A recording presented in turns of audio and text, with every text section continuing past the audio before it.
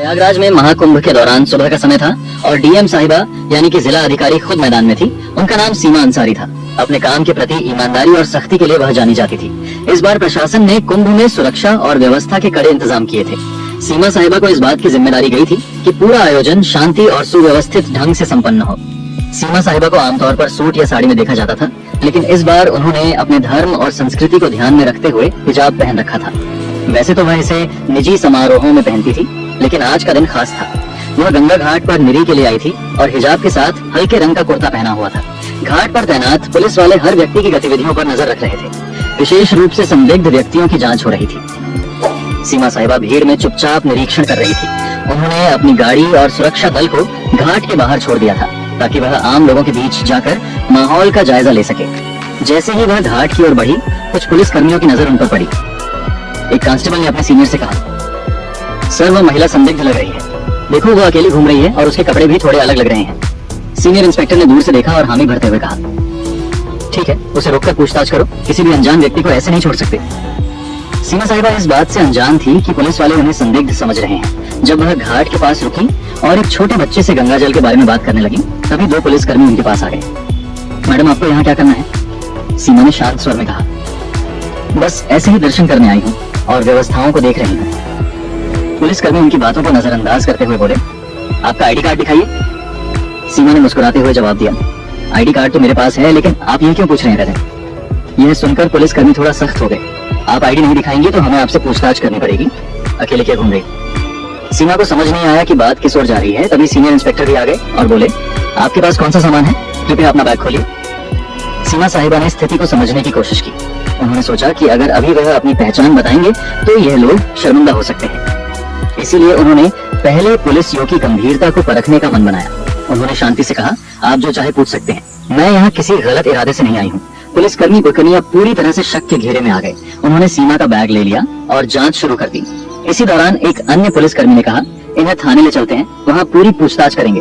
घाट पर खड़े लोग इस नजारे को देखने लगे। किसी ने कहा, लगता है कोई संदिग्ध है, देखो पुलिस वाले कितने गंभीर हैं। सीमा साहिबा अब तक शांत थी। उन्होंने तय किया कि वह अब भी अपनी पहचान नहीं बताकर स्थिति को और आगे बढ़ने देंगे। सीमा को थाने ले जाया गया। वहाँ इंस्पेक्टर ने उनसे सवाल जवाब शुरू कर दिया। आप कहाँ से आई हैं? यहाँ क्यों आई हैं? आपका नाम क्या है? सीमा ने मुस्कुराते हुए कहा, क्या मैं अपना नाम बाद में बता सकती हूँ? पहले आप अपने सवाल खत्म कर लीजिए। इंस्पेक्टर को यह बात नागवार गुजरी। उसने सख्त लहजे में कहा, आपकी यह हरकतें और चुप्पी हमें मजबूर कर रही हैं कि आपको को हिरासत में लिया जाए। अब तक सीमा ने चुपचाप सब कुछ सुना, लेकिन वह जानती थी कि इस कहानी का अंत उन्हें ही लिखना होगा। उनके चेहरे पर कोई घबराहट नहीं थी, बल्कि एक अलग ही आत्मविश्वास झलक रहा था। थाने में माहौल गर्म हो चुका था। सीमा साहिबा को अब भी पुलिस कर्मियों ने संदिग्ध मान रखा था। सीनियर इंस्पेक्टर ने बाकायदा उन्हें एक कुर्सी पर बिठाया और आसपास के पुलिस कर्मियों को निर्देश दिया, इनसे सख्त से पूछताछ करो, जब तक पूरी जानकारी न मिले इन्हें यहाँ से जाने मत देना। सीमा साहिबा को यह सब थोड़ा मजेदार लग रहा था। वह सोच रही थी कि पुलिस का यह कड़ा रवैया उनकी व्यवस्था का ही हिस्सा है और यह देखना उनके लिए किसी अनुभव से कम नहीं था।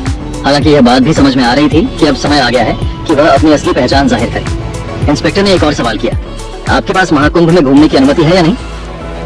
सीमा ने हल्की मुस्कान के साथ जवाब दिया, मैंने अनुमति ली है, लेकिन शायद आप मुझे पहचान नहीं पा रहे हैं। इंस्पेक्टर का गुस्सा बढ़ता जा रहा था। पहचान, हमें आपकी पहचान से मतलब नहीं है। सीधे सीधे अपनी आईडी दिखाओ और यह का गोलमोल जवाब देना बंद करो। सीमा अभी अपनी जगह पर शांति से बैठी थी। तभी उन्होंने अपने बैग से पानी की बोतल निकाली और पूछा, क्या यहाँ पानी मिलेगा या खुद पीने के लिए लाना होगा? यह सुनकर एक कांस्टेबल झुंझला गया। मैडम ये कोई पिकनिक स्पॉट नहीं है, आप जवाब दे वरना ये नरमी हम और नहीं दिखाएंगे। सीमा साहिबा ने आखिरकार कहा, अच्छा चलिए आपको अपनी पहचान बताती हूँ, लेकिन इसके बाद आप अपनी टीम को बताना कि पहले किसी के साथ ऐसा व्यवहार न करें। यह सुनते ही इंस्पेक्टर को थोड़ा झटका लगा। उसने सीधा सवाल किया, कौन हो तुम और किस अधिकार से हमें सिखाने की बात कर रही हो? सीमा ने अपने बैग से अपना आईडी कार्ड निकाला और मेज पर रख दिया। उस कार्ड पर साफ लिखा था, सीमा अंसारी, जिला अधिकारी। हरिद्वार इंस्पेक्टर का चेहरा सफेद पड़ गया। वहाँ मौजूद अन्य पुलिसकर्मी भी एकदम चुप हो गए। कांस्टेबल जो अभी तक सबसे ज्यादा बोल रहा था, धीरे धीरे पीछे खिसक गया। इंस्पेक्टर ने कार्ड उठाकर देखा और उसे बार बार पलटा। आप डीएम साहिबा हैं? सीमा ने शांतिपूर्वक कहा, जी हाँ, और मुझे लगता है अब आप समझ गए होंगे कि मैंने अपनी पहचान पहले क्यों नहीं बताई। मैं सिर्फ ये देखना चाहती थी कि आप लोग अपनी ड्यूटी कितनी ईमानदारी और सतर्कता से निभाते हैं। और मैं कहूंगी कि आप लोग बुरे नहीं हैं, लेकिन सावधानी में भी थोड़ा संतुलन होना चाहिए। इंस्पेक्टर ने तुरंत खड़े होकर माफी मांगते हुए कहा, मैडम हमें बिल्कुल अंदाजा नहीं था कि आप ही हमारी डीएम साहिबा हैं। आपकी वेशभूषा और अकेले घूमने का तरीका थोड़ा असामान्य लगा। इसलिए हमने आपको रोका, लेकिन हमारा मकसद केवल सुरक्षा था। सीमा ने जवाब दिया, मुझे पता है आप सभी अपनी ड्यूटी कर रहे थे और मैं खुश हूँ कि आप चौक हैं, लेकिन ध्यान रखें कि अगर कोई महिला या आम नागरिक आए तो उनकी बातों को भी ध्यान से सुने। हिजाब या किसी के कपड़ों के आधार पर अंदाजा लगाना हमेशा सही नहीं होता। इंस्पेक्टर ने तुरंत थाने के स्टाफ को निर्देश दिया, साहिबा के लिए चाय पानी लाओ और तुरंत उनकी गाड़ी मंगवा। सीमा ने मुस्कुराते हुए कहा, नहीं, इसकी जरूरत नहीं। मैं तो यह देखने आई थी कि हमारा प्रशासन कैसे काम कर रहा है और मुझे खुशी है कि आप लोग काम कर रहे हैं, लेकिन याद रखें हर बार शक की बिना पर किसी को आतंकवादी या अपराधी मान लेना उचित नहीं। यह बात सुनकर इंस्पेक्टर ने सिर झुका लिया। आपकी बात सही है मैडम, हमें इस पर काम करना होगा, सीमा ने हंसते हुए कहा। काम तो ठीक है, लेकिन अब मुझे मेरे काम पर वापस जाने दीजिए और अगली बार किसी से बात करने से पहले उसकी बात को ध्यान से सुनने की आदत डालिए। थाने से बाहर आते समय कुछ पुलिसकर्मी और कर्मचारी उनके साथ घाट तक गए। वहाँ मौजूद लोग अब भी उन्हें देख रहे थे। कुछ लोग कानाफूसी कर रहे थे कि यह वही महिला है जिसे पुलिस ने पकड़ा था।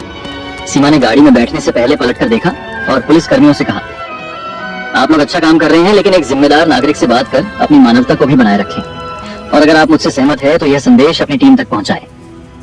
इंस्पेक्टर ने सिर झुकाकर हामी भरी। जरूर मैडम, यह हमारी तरफ से एक सीख रही थाने की घटना के बाद सीमा साहिबा घाट पर वापस लौट आई। अब तक पुलिस कर्मियों और वहाँ मौजूद कर्मचारियों के चेहरे पर न केवल शर्मिंदगी बल्कि उनके लिए गहरी इज्जत भी साफ झलक रही थी। हालांकि सीमा ने इस घटना को ज्यादा तोल नहीं दिया और अपने काम पर ध्यान केंद्रित किया। घाट पर लोग अब भी उन्हें देख रहे थे। कुछ ने पहचान लिया था कि वे डीएम साहिबा हैं, तो कुछ अब भी यह सोच रहे थे कि यह महिला कौन थी जिसे पुलिस ने पकड़ा था। सीमा ने भीड़ की परवाह किए बिना घाट पर मौजूद व्यवस्थाओं का जायजा ले शुरू कर दिया। दोपहर तक यह घटना पूरे पुलिस महकमे में फैल चुकी थी। जिले के ईएसपी तक बात पहुंची और उन्होंने तुरंत थाने के इंस्पेक्टर को फोन किया। इंस्पेक्टर साहब, ये क्या सुन रहा हूँ, आप लोग डीएम मैडम को संदिग्ध समझकर पकड़ लाए। इंस्पेक्टर ने हिचक चाहते हुए जवाब दिया, सर गलती हो गई, उनकी वेशभूषा और व्यवहार की वजह से शक हुआ, लेकिन मैडम ने हमें समझाया और हमें अपनी गलती का एहसास कराया। एसपी ने कड़े लहजे में कहा, सावधा ठीक है, लेकिन अगली बार ऐसा कुछ हुआ तो इसका अंजाम भुगतने के लिए तैयार रहना। अब तुरंत अपने स्टाफ को इस मामले पर संवेदनशीलता से काम करने की ट्रेनिंग दो। इंस्पेक्टर ने हामी भरी और ठान लिया कि अब से वह और उनकी टीम हर दिग्स को इंसानियत के साथ ट्रीट करेंगे।